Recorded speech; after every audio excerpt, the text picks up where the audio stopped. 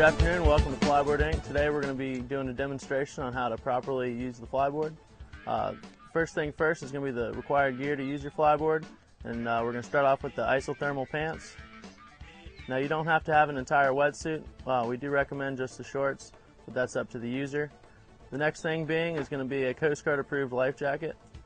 It must be Coast Guard approved, flotation vest, and we recommend some that zip up and also clip for extra support. You can use wakeboard helmets, but whatever helmet you choose to use, it should have something that'll cover your ears. If it doesn't cover your ears, we recommend that you use full ear earplugs. First thing you want to do getting into the flyboard is place your left foot on the center of the board, and you're going to follow that, putting your right foot into the right binding. Once your right foot's securely in there, go ahead and place your left foot in the left binding, and then you're going to tighten the straps. Starting with the top strap first, and then you're going to do the bottom pull ties. You're going to want to have your bindings as tight as possible to make sure your feet don't come loose and to prevent any kind of accident or injury that could be caused by the user not having the bindings on properly. Once you have the bindings nice and tight, you're going to secure the loops onto the top of the binding and the holes provided for you. Okay, the next thing you're going to want to do is go ahead and get into the arms. You can start out with your left arm, and we recommend that you leave the Velcro half strapped like you see. That way you can slide your arms in with ease, and then you're just going to tighten up the straps over your arms. You want these nice and tight as they don't move for when you're going through the water. You're going to go ahead and put on the right arm and pull all the straps so they're nice and snug. You don't want to have the arms too tight to where you lose any kind of feeling in your wrist or hands, but you do want them snug enough to where they're not going to move around much. Once you have your feet properly in the bindings and your arms are in, you got your isothermal pants on, your life jacket, and your helmet, you're ready to flyboard. Okay, this is the platform we've built here. Whether you choose to build your own platform or launch off a beach or off a dock, we do recommend you are sitting down in the water before you launch. It's essential that your platform be thick enough that it covers from the bottom of your flyboard to at least the middle of your gyro.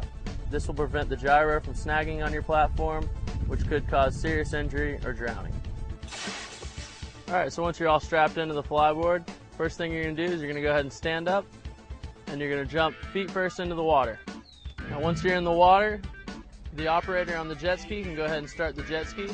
You'll feel the hose start to stiffen up, and he's going to be propelled outwards. Now it's very important that he keeps his legs straight, his back arched, and his head out of the water. Once your hose is completely straight and you feel that extra power, you're going to want to keep your legs straight, pull your legs under you, pull your toes up. And that's going to let you come right out of the water, as you see.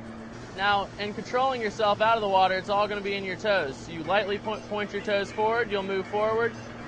You point your toes up, and you'll proceed upwards. It's essential that you keep your legs straight while flying. The only time you're going to bend your legs is when you're turning. If you want to make a right turn, you'll slightly bend your left knee. If you want to make a left turn, you'll slightly bend your right knee. While you gain your balance on the flyboard, you want to do S-turns. Slowly turning to the left and also slowly turning to the right. This will teach the user how to properly navigate the flyboard. The next maneuver we'll go over is going to be the 360. The 360 is very important because it can help you get out of potential crashes, and it'll also teach you how to properly do tricks without damaging your equipment.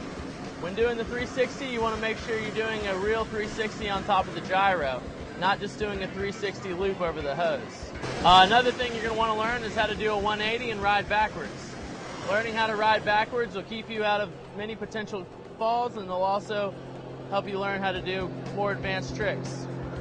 When you're riding backwards, you want to have your toes pulled up, but you want to have all your weight leaning forwards. This is going to properly position your weight on the flyboard and keep you stable and balanced while flying backwards, as you see. All right, when you first start learning the flyboard, in the very beginning, you don't want to take the user higher than 5 feet.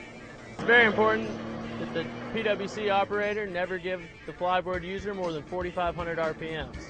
4,500 RPMs is enough to get the average sized person up and out of the water It's very important you keep them at about 5 feet off the water until they're comfortable and they've gained their balance. Once they fully gain their balance, they're comfortable, then you can begin to take the rider to new heights. It's important when the flyboard user falls into the water that they do not panic and they understand their head could be underwater for up to 2 seconds. The board floats, the life jacket floats, and also the helmet floats, but you could still be underwater for up to 2 seconds. When attached to the flyboard, you never want to try to swim or struggle. You want to lay flat and let the PWC, flyboard, and flotation devices do their work. Alright, it's very important that the PWC operator understand the proper times when to lower or drop the flyboard user. If the flyboard user comes within 15 feet, it is important for the PWC driver to drop the flyboard user as you just saw. Now, if the flyboard user comes within 6 feet, it's no longer safe for the flyboard user to be dropped. At this point, the PWC driver should slowly lower the flyboard user. It's very important that the operator of the jet ski cut the flyboard user if they enter the water and are underwater for more than 2 seconds. If the flyboard user is underwater for longer than 2 seconds and the jet ski has already been cut off, it is very important that the jet ski operator dive in the water and follow the hose straight down to the flyboard user to make sure everything is okay and they're not stuck on anything on the bottom. It's very important that the flyboard user never directs the jet propulsion at the PWC driver or anyone else in close proximity.